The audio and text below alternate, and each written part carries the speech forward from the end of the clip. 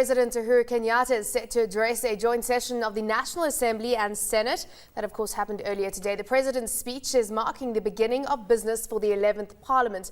Now, Kenyatta is expected to outline his government's legislative agenda. That's including bills likely to be brought before the House. Let's take a look at what he had to say today. We've got political analyst Kute Asano joining us from Nairobi. Kute, thanks for your time. So let's start off with the overall tone of the message today, because certainly one of the things everyone was saying that Kenyatta had to mention was, I suppose, the greed that some has been saying MPs have had when it comes to demands for wage increases. That was certainly something that he brought up today. But what were your thoughts on the overall tone of today's address?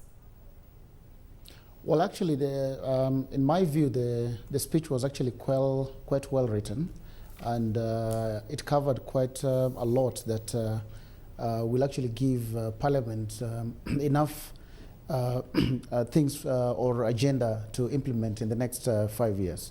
And in my view, the one statement that the President actually used was his government would like to protect the family and improve the quality of life. And that basically was what summarizes everything that is set as an agenda for implementation in the next 5 years. They're looking to raise 10 million people above the poverty line by 2017, and that, of course, 4 years away. I mean, what were some of the issues that were brought forward when it comes to being able to achieve that goal? Well, the President actually promised to look at the youth and women who are actually quite, they're the ones who are actually having a lot of problems in the country. They're the ones who are actually poor. So when he focuses on the youth and women, and of course he said that he's going to set aside specific funds to look at youth and women, then he's actually looking at bringing that 10 million number into improving quality of life in the country. And of course, I suppose that's also very much linked to the modernization of agriculture, putting a goal on the table of putting 1 million acres of land under irrigation, and a big focus there on commercial agriculture. Do you think that's the wise move right now to be able to highlight this as a key growth sector? Well, actually highlighting agriculture and putting 1 million acres under agriculture is something which is quite good for the President to have mentioned. And modernizing agriculture, previously what we had in this country is people have been using land for speculative purposes. So there's a lot of land which is actually lying idle instead of being utilized. And I think this is what the President is looking at, so that he can actually put that land which is lying idle to productive use. That being said, I mean, there's also kind of the need for urbanization, the need to cater for people moving into the cities.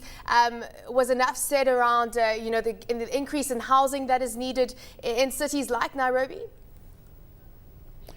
Well, actually, you also mentioned, looking at 250 houses being built yearly, as opposed to the current 50,000 houses which are being built.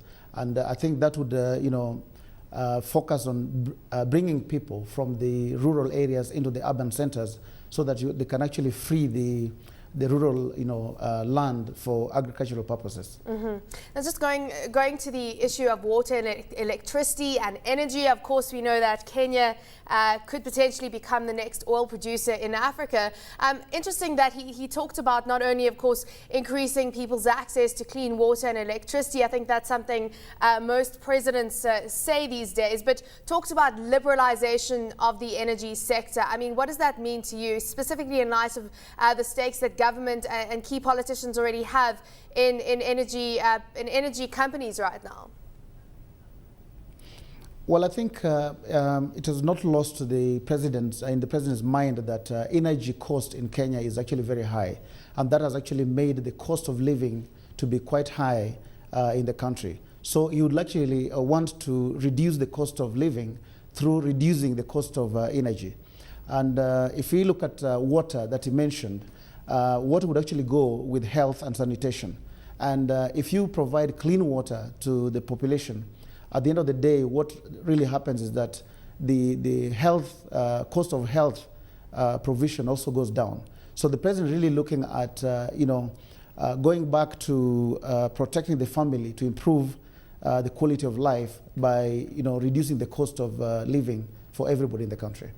And of course, I mentioned it earlier, but it seemed that he chose to have a line where he's looking to tame MPs' demands when it comes to pay increases, and also pointing out that the wage bill right now, 12% of GDP, whereas the international norm is around 7%.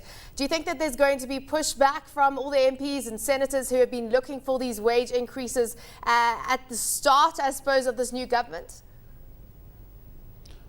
Well, I think the president has his work cut out, because we're lucky to have a president who is really not looking for funds or money, as it were, for being the president of the republic. So he's actually going to be putting his foot down and saying that the wage bill is already at 12%, which is way above what is accepted internationally, which is 7%, as he said.